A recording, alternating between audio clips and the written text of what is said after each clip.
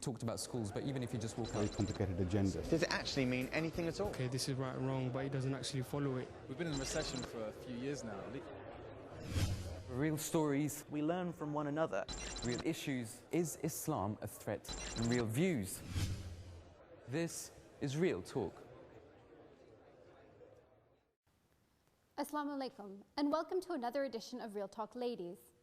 As women, we know the crucial role that we play as caretakers of our family's well-being. But it's becoming increasingly clear that as women, we face difficulties in taking care of ourselves. On today's show, we're going to be talking about women's health. What are some of the issues that we need to be aware of? And what is the relationship between our body and our minds when it comes to our health? In order to talk about these issues, we have our expert panel and our studio audience. Let me begin by introducing our panel. First, we have Dr. Alia Khan, who is a general practitioner here in the UK. Assalamu alaikum. Welcome to the show. Thank you. Next, Tamara Gelman is a clinical psychologist with the National Health Service here in the UK. Welcome to our show. Thanks for being here. Finally, Dalit Saki is a pharmacist and a pharmacy lecturer here in the UK. Assalamu alaikum. Welcome. We'll come back to find out what our panel and our studio audience think of this topic in a moment. But first, we wanted to find out what the public thinks about the importance of women's health. Take a listen to the word on the street. We are what we eat. True or false? Does our food intake affect our psychological state? The media is often criticized for influencing young people's self-image. But how much does it affect our health behaviors?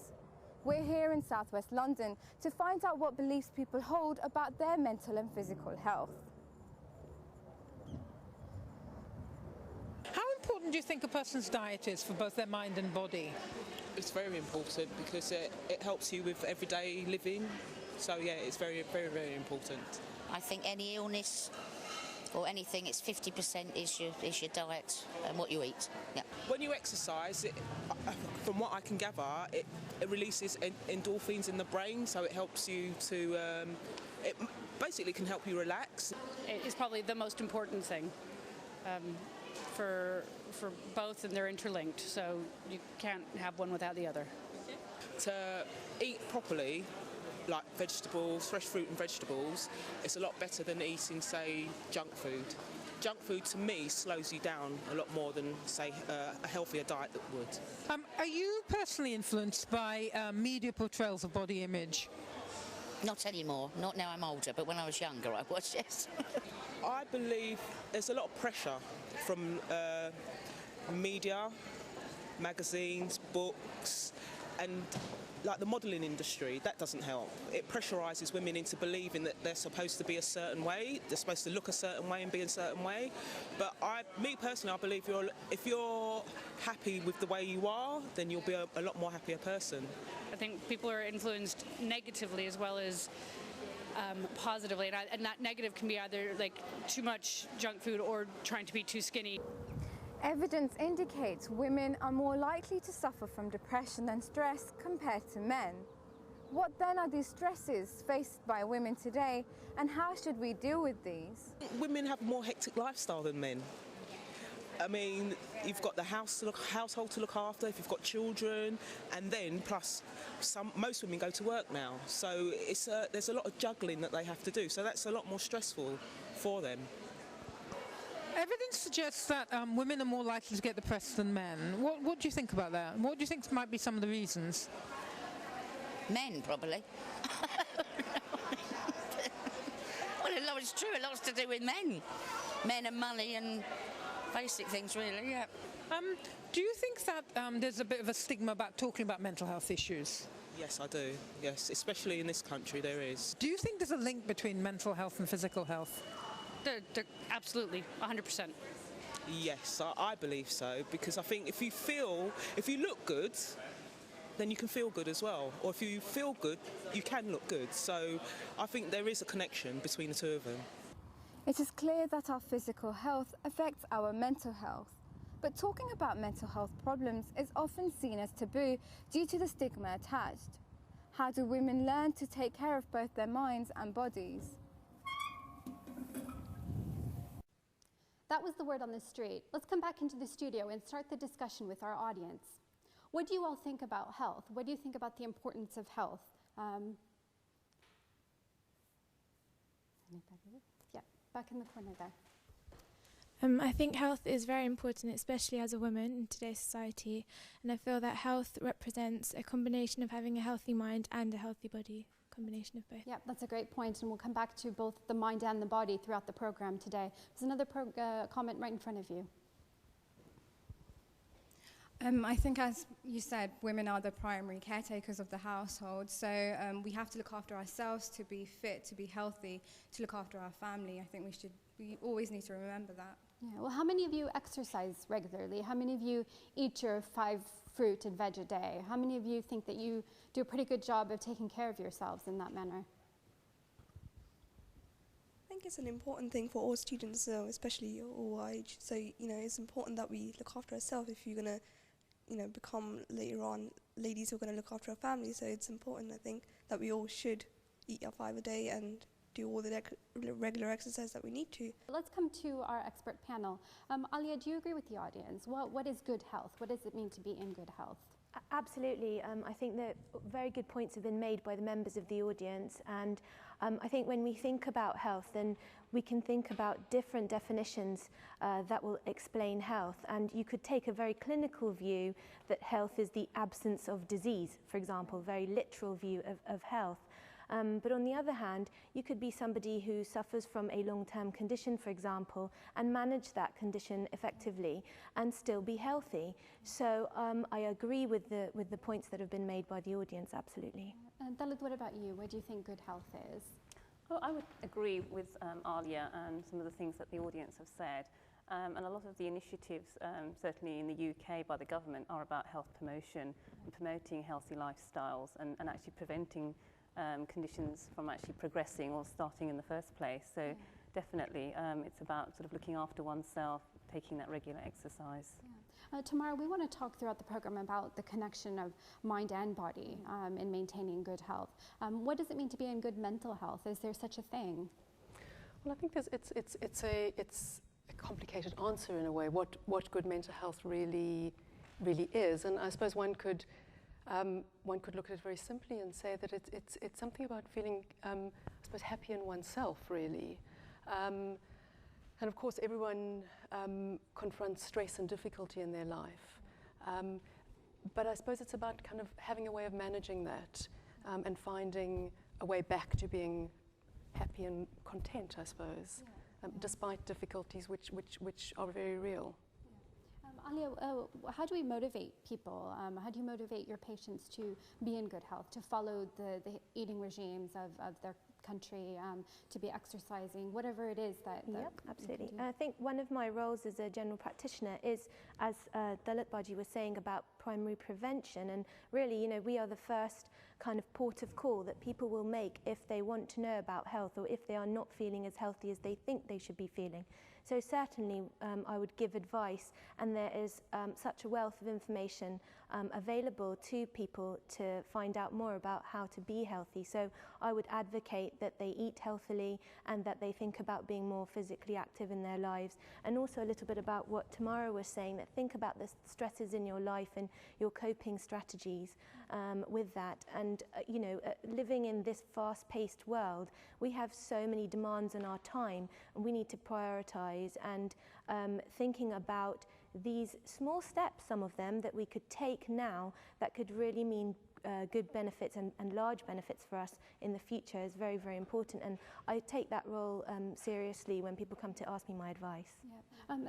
To what extent do health beliefs influence compliance with treatment? If you think that you're okay, but actually there is something wrong, are you going to seek the treatment, and are you going to follow through on the treatment? I mean, there's a lot of research been conducted on health beliefs and the patients, first of all, actually seeking medical advice or help from a healthcare professional. But also, once they've been diagnosed, their health beliefs might affect how they progress with the treatment that's been recommended. So definitely, religious beliefs do affect people's actual initial point of going to seek help. And unfortunately, there are some people who think, they've got an illness and that's almost a punishment on them. But we as Muslims would not say, it's not for us to say that someone's being punished for an illness. In fact, the way as Muslims we'd look at it is that, God, it's up, God actually gives a person an illness or a disease, and it's in his hands to cure that person. But that doesn't stop a person from actually seeking help from the practitioner. The practitioner is there. They've been given the intelligence, medical advances through God's mercy and beneficence. So one should go forward and actually seek that help. But health beliefs often do stop people from taking their medication for various reasons, definitely. Right. So that might be one reason. Tamara, are there other reasons why people might say, we do know that we should eat healthy, we know we should seek treatment, we know all of that, but they just don't?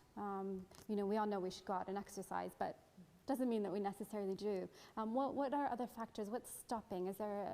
Where's the disparity in people actually going out and doing what they should be doing? I think there's a link always between the way one acts and the way one thinks. And I suppose that may relate to the kind of beliefs that were being talked about a moment ago, which may be various beliefs about health, but it can also be beliefs about self.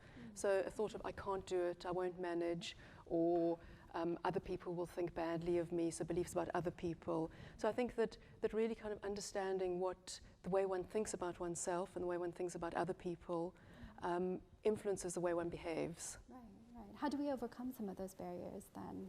I think the first step is becoming familiar with some of the thoughts and beliefs that one has, which often we're not familiar with, so we act without really knowing why, I suppose, and knowing what it is that in a sense, is going through our head and influencing the way we feel. So if we feel very nervous about doing something, just say exercise. You should exercise, but for some reason you feel some resistance and some anxiety.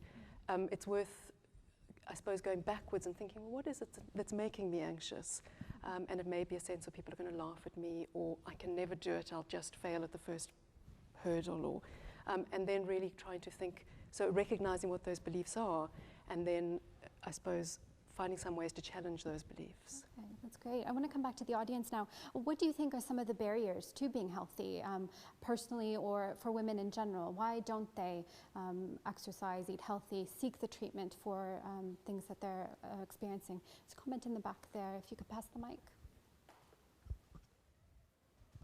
I think probably one of the biggest barriers is motivation and also finding the time to actually go out and exercise.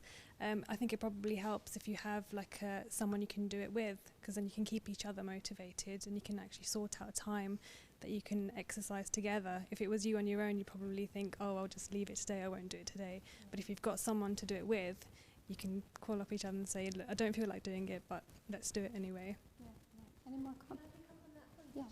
That Zainab, the point that she's made is absolutely right, that actually a lot of work has been done on weight loss programs, and supported weight loss programs are the ones that are most effective. So if you know that you have to go every week to see your doctor or to see the nurse or to see the weight loss program people and get yourself weighed, and you have someone to answer to, then that actually really helps in terms of motivation and reaching your goal. Yeah, there we go. So we have a barrier and we've got a solution. How about some other barriers right in front of you?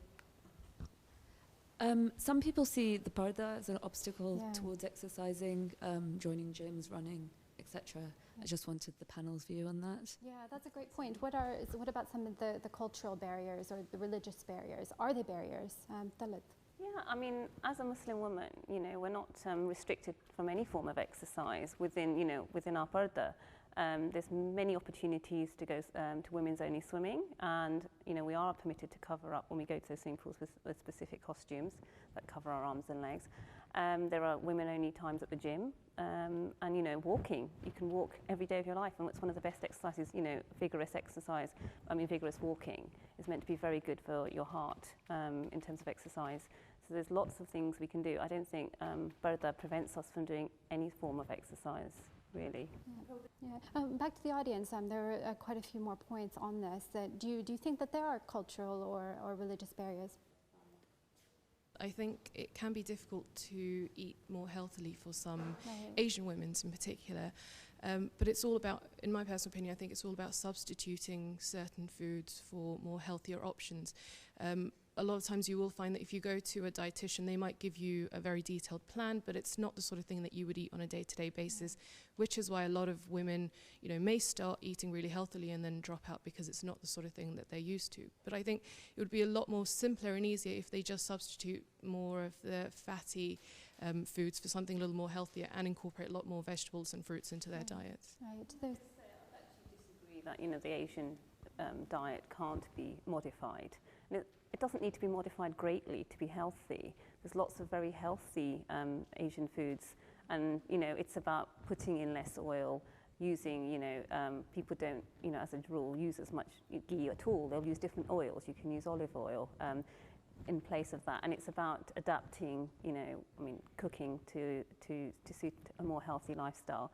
And with any type of food, it's about eating less sugary foods, sweet foods, so desserts. It doesn't matter whether it's halva or whether it's, you know, a gâteau. I think it's about an attitude of being more informed about better ways of cooking the same kind of food. Yeah. So it's the Islamic teaching of moderation, no matter what kind of food you're eating, isn't it? Absolutely. I mean, there's a hadith where the Holy Prophet on a number of occasions talked about keeping space in the stomach, you know, so you're not actually overeating, and that having, well, one of them is about having 1/3 of food, fill your stomach with 1/3 food, 1/3 liquid, and keep 1/3 for easy breathing. And if one thinks about it, if you do overeat, you're very uncomfortable, you know. So there's many teachings in Islam which actually are there as examples for us not to overeat and eat, obviously, the wrong foods. Yeah. I want to move now and talk about specific vitamin D, and how it relates to Muslim women especially. And a lot of critics say that the deficiency in Asian women, particularly vitamin D, is related to the head covering. Alia, what do you think about that?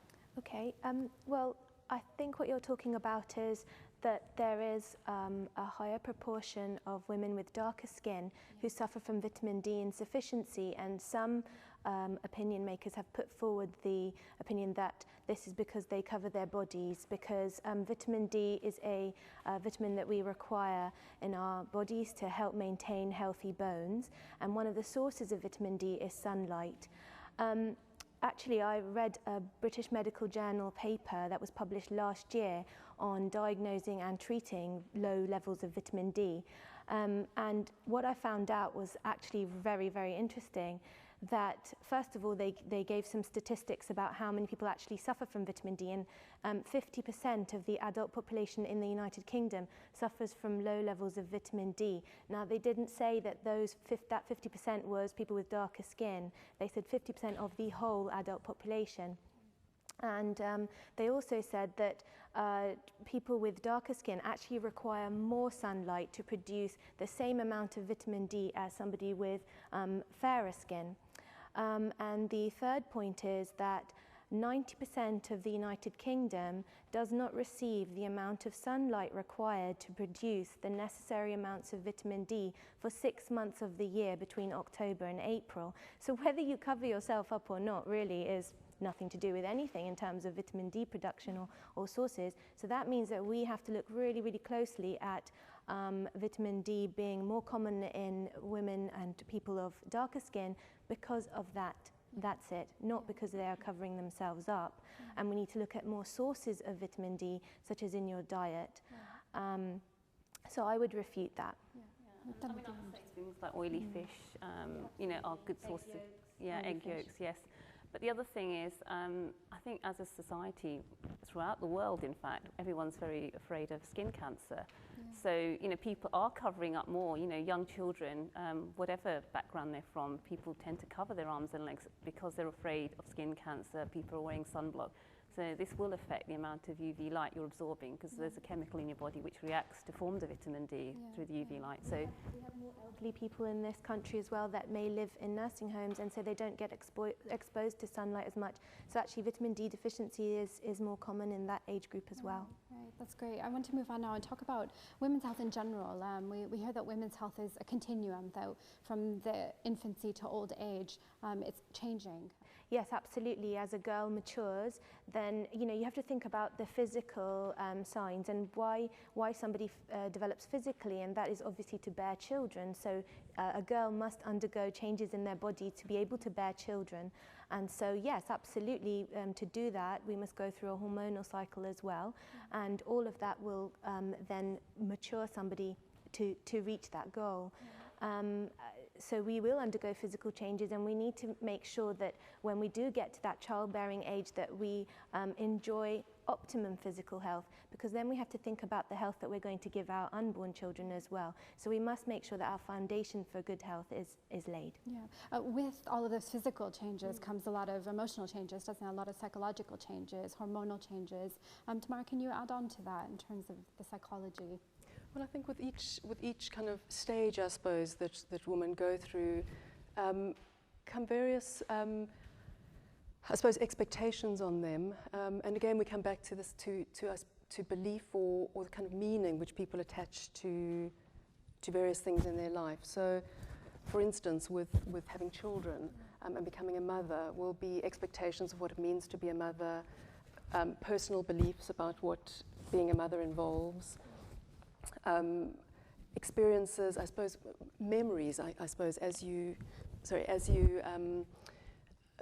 for instance, when you become a mother, memories of yourself as a child. And all of those will play in a very complicated way to the emotional experience that a woman has at different stages, so at puberty, on becoming a mother, pregnancy. And how can women, you know, as Alia just said about having the optimum physical health, how can we make sure that emotionally, that mentally we're prepared for all these stages? Is there anything that we can do before we reach those stages, and what do we do after in order to maintain good emotional health? Well, I suppose one of the things that comes to mind is acknowledging and being aware of the stresses attached to some experiences. So that, for instance, pregnancy or becoming a mother for the first time, not necessarily just expecting oneself to find it, that one should just manage it, but allowing oneself to think about what it means to a woman, to seek help, to talk to other women, to think about it in a very open way, and to acknowledge one's feelings. And I suppose that, again, goes with expectations of self. Some women would think, well, I shouldn't feel something. I should find it easy. And that immediately is kind of setting someone up for a more kind of fragile experience. Yeah, I was going to say, within the Ahmadiyya Jamaat, we have a very strong network. You know, we have regular meetings within the branches for the ladies. And I mean, obviously, one of the reasons for this, obviously, to get together and actually improve our spirituality and to learn things together. But a lot of it is to do with the social support we get by going regularly to our Jamaat meetings. It's about having that social network, talking through people who've had similar experiences. So that really would help in your mental well-being as well, because you can relate to other people. Yeah, I want to go to the audience now. Are you all aware of all the changes that your body is going to be going throughout your lifetime? And are you prepared? Do you feel like you're prepared mentally and physically to deal with everything that's going to come your way? Yeah,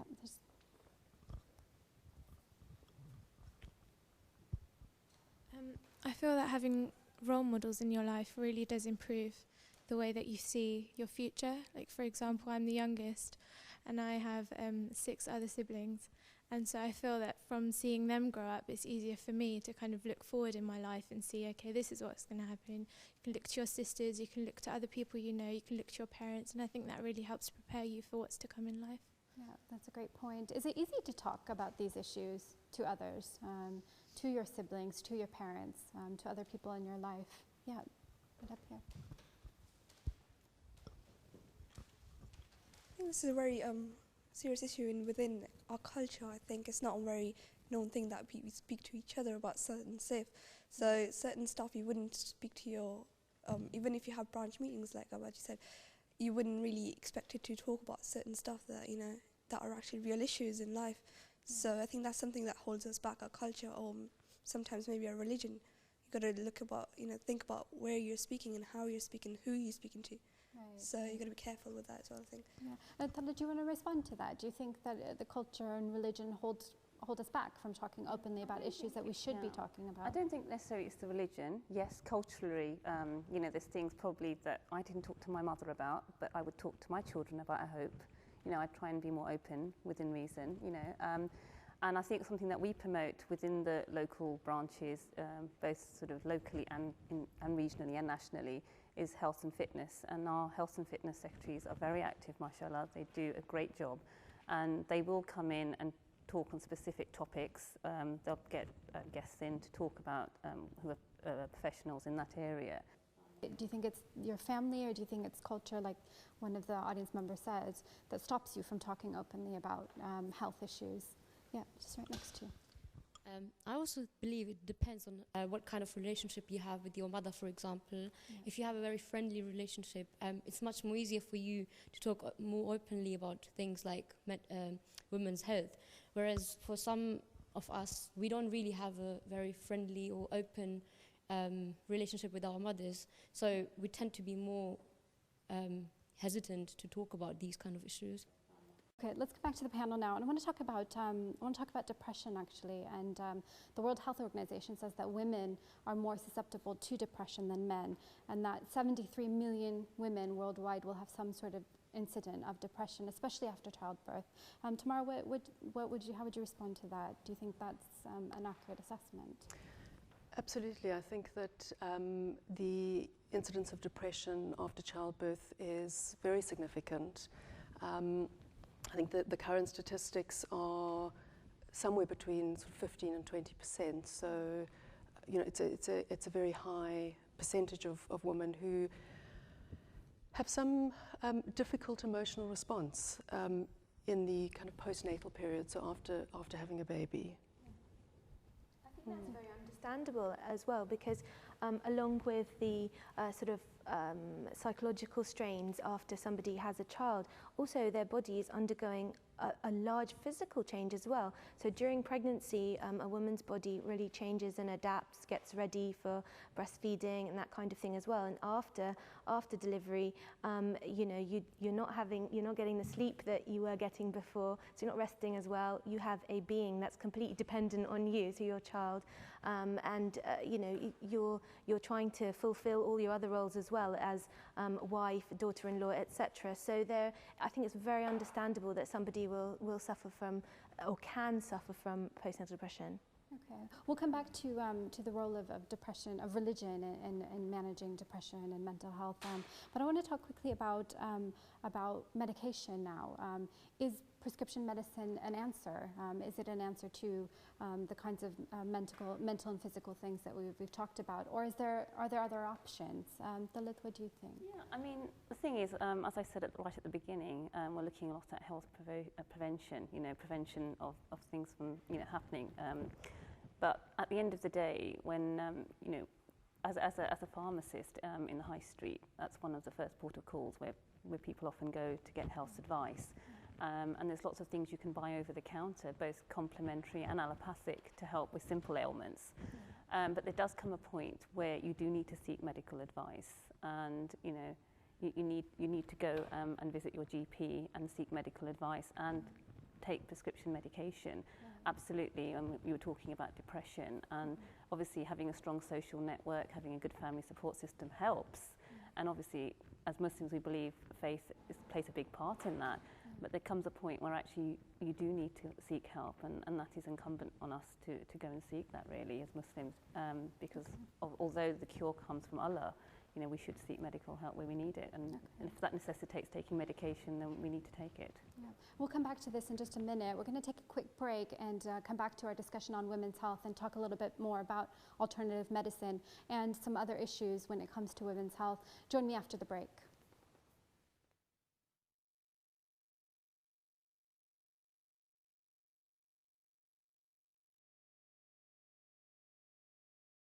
An interlingual channel promoting interfaith dialogue, worldwide, live and interactive, on satellite television and the internet. This is MTA International.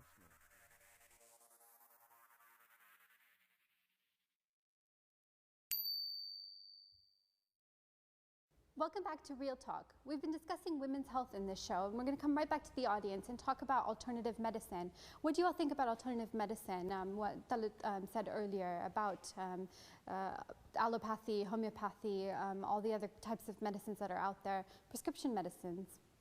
Yeah. Homeopathy is a good alternative medicine because it takes into account the mental, physical and emotional aspects of a patient. And women have had lots of good experiences through pregnancy and labour. So I personally believe that it works. Definitely advocate. Yeah. Okay, what about anybody else? What do you think about alternative medicines, not just homeopathy, anything out there, Chinese medicines, acupuncture, the different kinds of options that are available? Do you think that they're viable options? Let's come here.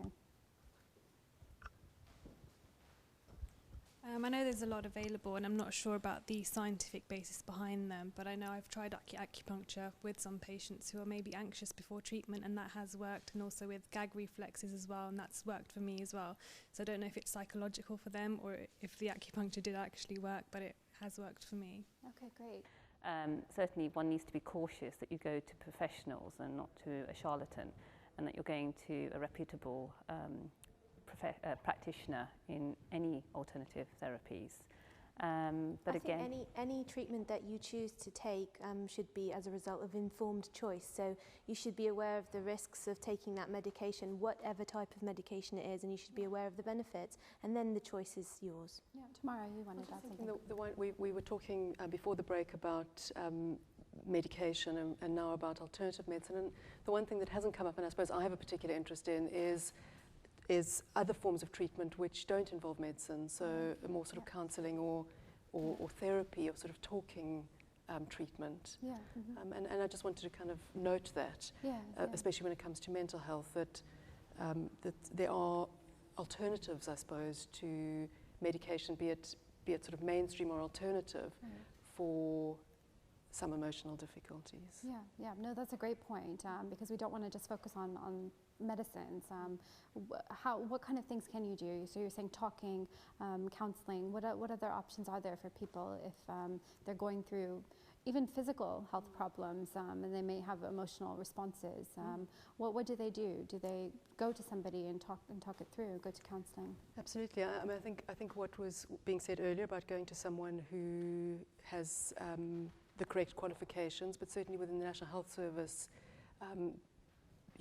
psychological treatments are readily available, and I think that's a very good point. When somebody has depression or anxiety or an emotional difficulty, but also sometimes when there's a long-standing health problem, to talk to someone about the impact of that and ways of managing a health problem.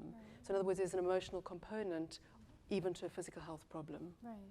Or an emotional response. Yeah, I want to move on now actually and talk about some specific health problems that we're facing globally. And one of those is obesity.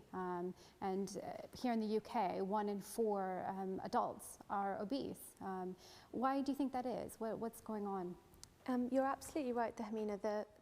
We could call it an obesity epidemic, couldn't we, really? There's just how common it is. And I think what you have to think about when you're discussing obesity is some of those barriers to being healthy, and what we were talking about very early on in the programme about exercise and keeping active and eating healthily. Now, if you go into the supermarket, for example, and you look at the unhealthy food, then you can bet that that's going to be cheaper than the healthy food. So is there something that we need to think about in terms of the pricing of food and making it less attractive, the unhealthy option being less attractive to us and the healthy option being more attractive to us? But absolutely, and being obese and being overweight can lead itself to a number of health problems. And again, that brings us back to prevention.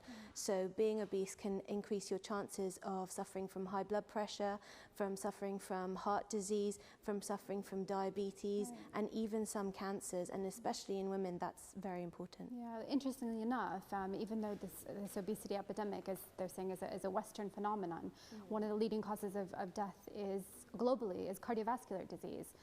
So a lifetime of unhealthy choices. Dalit, what do you think? Do you think that maybe we're relying on pharmaceutical options in the end of our life to take care of diabetes and blood pressure, rather than maybe throughout our life making healthy options? I think, you know, attitudes towards medicine are changing. Certainly patients are much more informed of choices out there, and it's not just medication.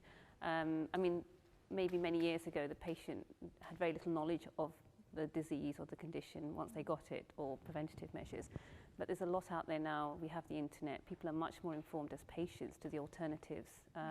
For example, when someone might be on borderline diabetes, and Alia will tell you this, you know, there's lots of things before drug treatment would be initially to try and get them to lose weight, to change their diet and their lifestyle, to do more exercise, and actually to educate them about the risks of if they actually went on to medication. Medication is not without side effects, and it would be a lifelong thing to do. Once they're on medication, they'd have to stay on that, and it might progress on from medication to insulin. So, and then obviously diabetes has many consequences for the cardiovascular system, for the eyesight. So long term, if one can educate patients, then that would help. Yeah. On the opposite side of that, on the other side is eating disorders, especially for girls, especially in women, anorexia, bulimia.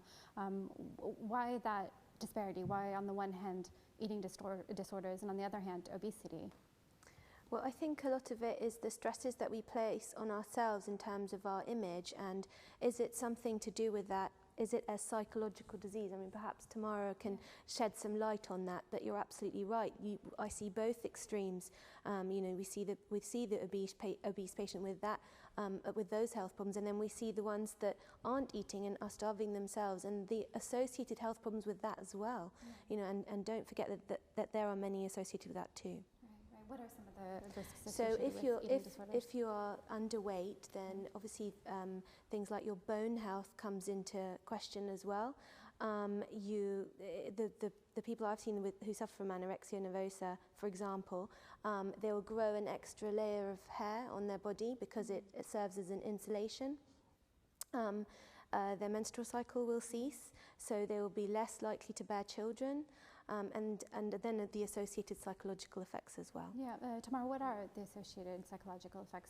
I think what was mentioned a moment ago is that we live in a society which is very focused on women's bodies, and I think that certainly plays some part in eating disorders. But I think that the body is also a way of kind of communicating the mind, you could say, that it becomes a kind of almost like a canvas, or something that the way that a woman feels or thinks about herself can get kind of represented on the body in some way. And therefore is absolutely a link, as always, I think, between mind and body. And I think that applies to both obesity or to other to eating disorders, be that anorexia or bulimia.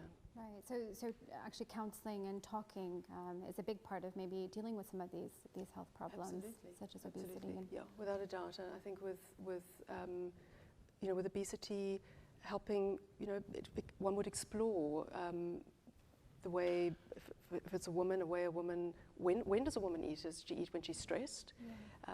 Is that when she turns towards unhealthy foods or fattening foods? And what does that mean? Why does she do that rather than talking to whoever's making her stressed? And where does that come from?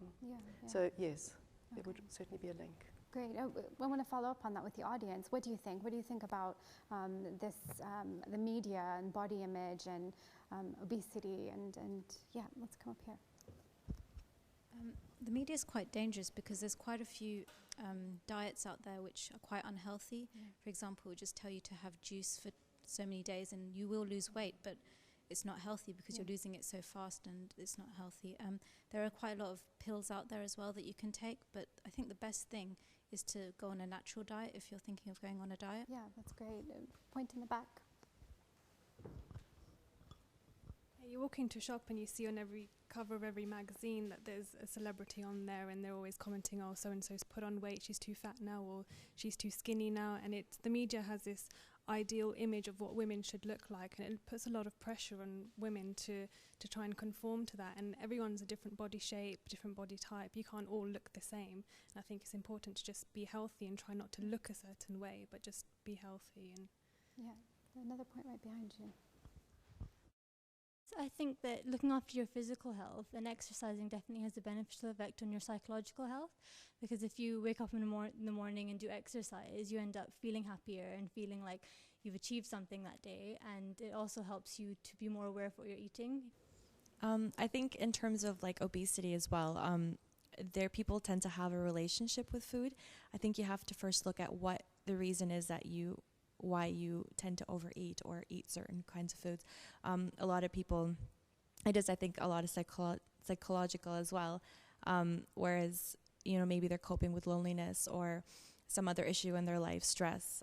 So I think it's a lot of relationship with food too. Yeah, right next to you. Yeah, I just wanted to say that some people think that vitamin supplements are a substitute for a healthy diet, so they think they can eat out but still fill themselves up with vitamins and be fine. Whereas they don't realize that the general pick-me-ups of vitamins actually can be harmful because there's no proven benefit at this stage. Yeah, we'll ask the panel about that in just a minute.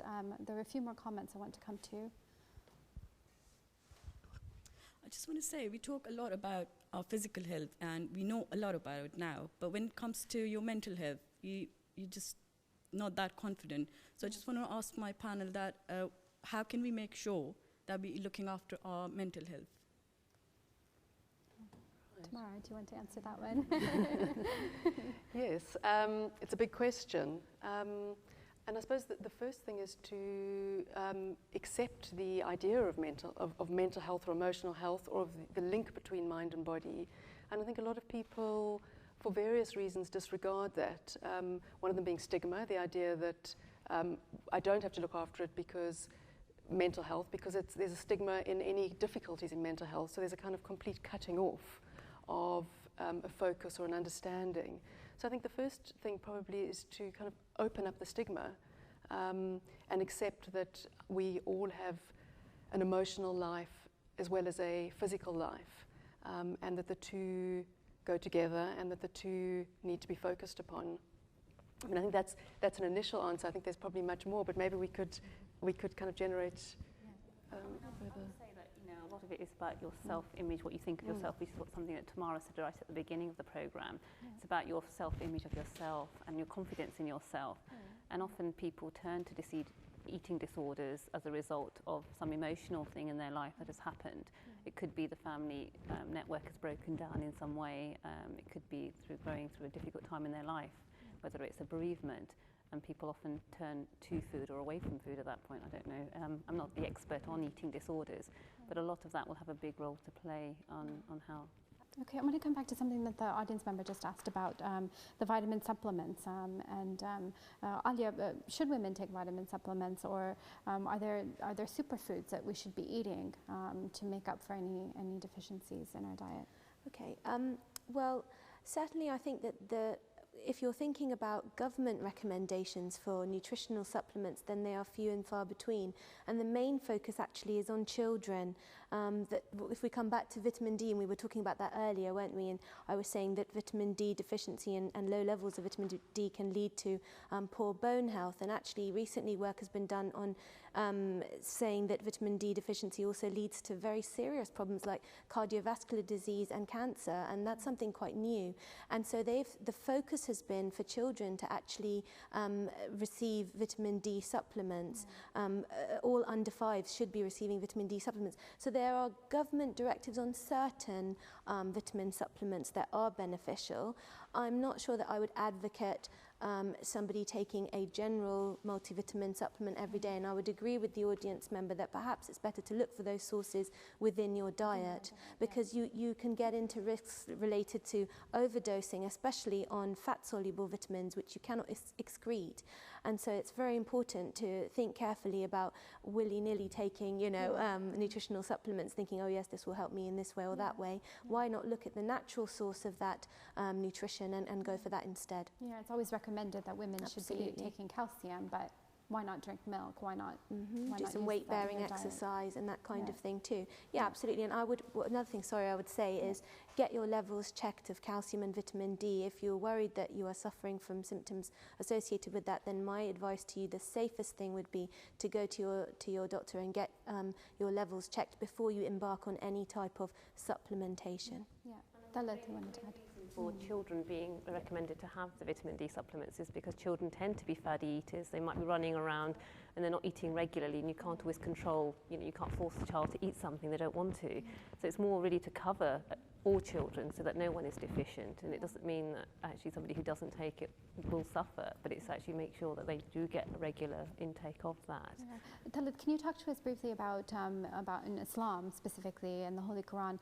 There are some foods actually that are recommended for us to be eating. Well, there's a number of foods mentioned in the Quran, and if I just take one example of honey is mentioned in the Quran, and it has been proven, and this was 1500 years ago, but as we know, lots of research has been conducted on honey and the benefits of honey. And honey has two sugars in it. It has glucose and fructose. So glucose gives you an immediate release of energy, so it's a good energy booster, so often athletes might take it. And actually it has fructose, which breaks down much more slowly, so it will give you a slow release of energy, so it conserves and you can get that slow release of energy. But also it's got antibacterial properties. And there is evidence to suggest it helps to boost your immune system, and obviously research is ongoing with honey. So, I mean, that's obviously mentioned in the Quran as a very beneficial food. Honey has only recently been used in the medical world to treat conditions like leg ulcers, so they use extracts of honey, which has proven antibacterial properties to do that. Okay, so this is quite a new thing, and yet in Islam, in the Quran, it has been written so many thousands of years ago that honey is beneficial. Another example of where people suffering from hay fever are often recommended to go to their local honey farm and actually take the honey from the local honey, because that obviously has got something to do with the pollen that's been... Desensitizes you to the pollen locally, so you suffer less from hay fever, and you build up an immune system that is stronger, and then you suffer less from symptoms such as hay fever. So faith and religion can actually tell you what to eat, what not to eat, can't it? But Tamara, does your patient's faith influence how you work with them? If a Muslim was to come to you, or somebody of a particular faith was to come to you with issues, does that influence how you work with them and how you deal with their problems? The way a psychologist works with a client or a patient is to work with a person in the room. So absolutely you would work with whatever that person brings and whatever influences their sense of themselves in this world, I suppose. And so I suppose you may not work specifically with that because you wouldn't have with a particular religion, because you might not have the knowledge, but absolutely would listen and help that person to think about how a religion is a influence on one's life, as is many other things, and how that impacts on an individual. So in that way, yes. Do you find that do you find that patients are maybe don't know if you're going to be sensitive about maybe their personal beliefs or how their personal beliefs play into their illness or their life? Absolutely.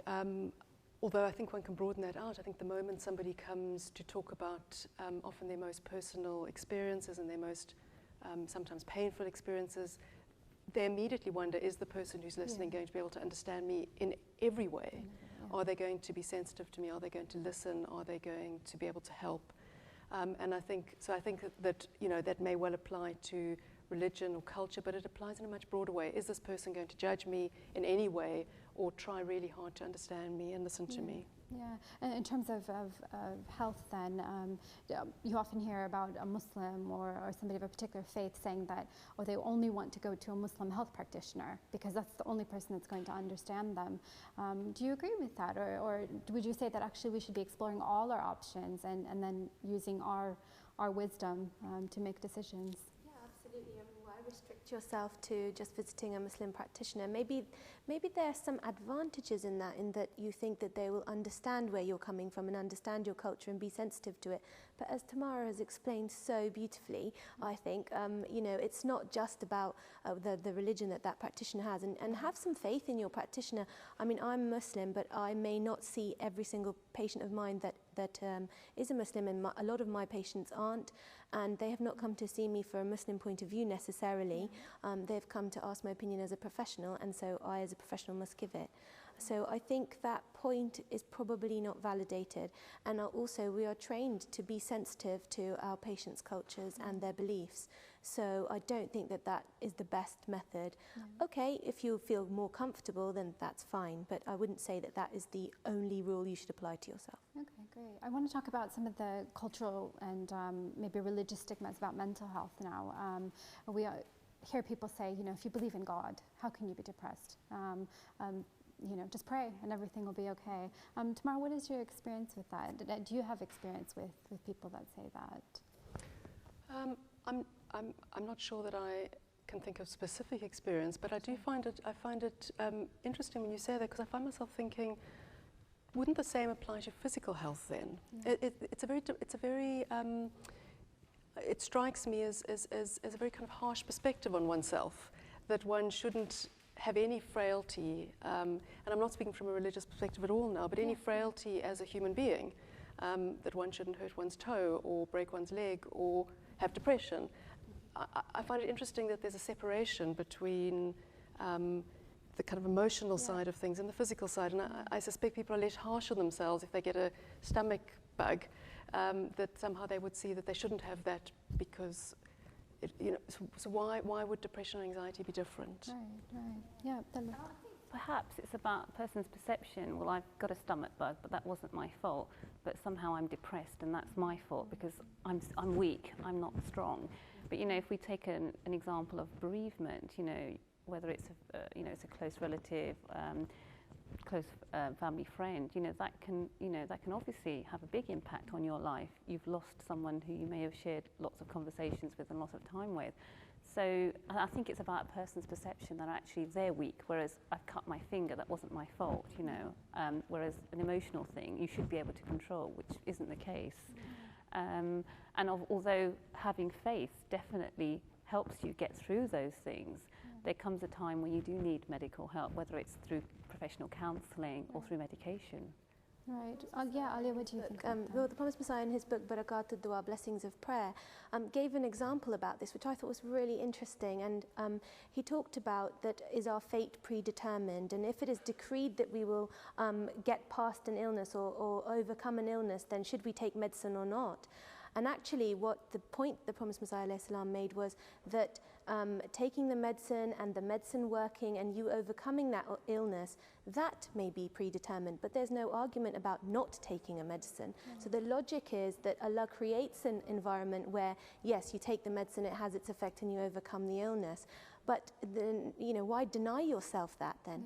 If that is a tool that you can use to get better, yes, ultimately the power rests with Allah, but why not use that tool?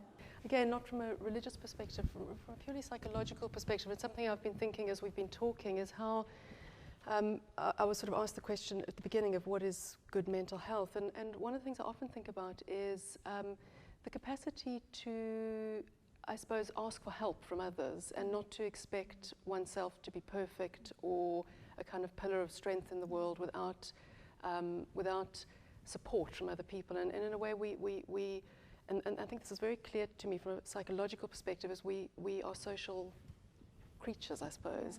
We rely on other people from the moment of birth, and we need other people. And the idea then of not asking for help, if one thinks about it in that way, and if it's help because one is upset about something or in a bereavement or one is distressed, why should there be then an idea that we should be able to cope with something by ourselves? Without asking for help. Yeah, I want to come to the audience and ask, what do you think about what Tamara just said? Is there a stigma when it comes to mental health, and why don't we ask for help? Back there in the corner. I feel that within certain cultures, mental illness in particular is seen as taboo, and that to talk about it and to feel that you have to go to somebody else is seen as a weakness within yourself. And I don't think that should really exist. I think that in women in particular, there's highs and lows in their life, and you should feel that you should be able to talk to others. It's not a weakness in yourself, and your experiences throughout your life and as a child, I think, shape you as a person, shape what you believe as your self-identity as an adult. Yeah. Any more comments? We're just going to have to wrap up here. So any last thoughts on the show and about faith influencing your health? Does it influence your health? Somebody mentioned earlier about seeing the magazines and seeing the images of the body, but how does that affect us as Muslim women? Should it affect us? Anybody? Yeah. At the end of the day, we are human, so we do have faults. Like you said, we are susceptible to frailties and faults. And sometimes when a certain image is thrown at us constantly everywhere we go, some women do falter. And it's just important to keep in mind that, you have to keep your faith in mind as well, and make sure that you have a strong support network that you can turn to at times of need. Yeah, just a couple more comments. We're about to wrap up here. Yeah. Yeah, just right here. I was going to say mental health or mental illness is a stigma, not just in our culture, but in many, many cultures, and lots of globally we're trying to deal with that, and has been raised as a kind of a major world issue.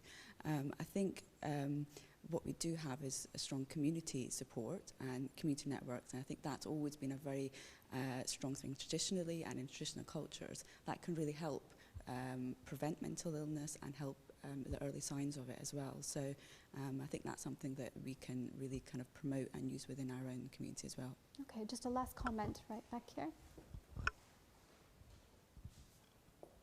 I just wanted to say that more than anything from this program, it's kind of been brought home the message that the link between mental health and your actual physical health is very important, because as Tamara said, your actual your mind manifests itself in your body.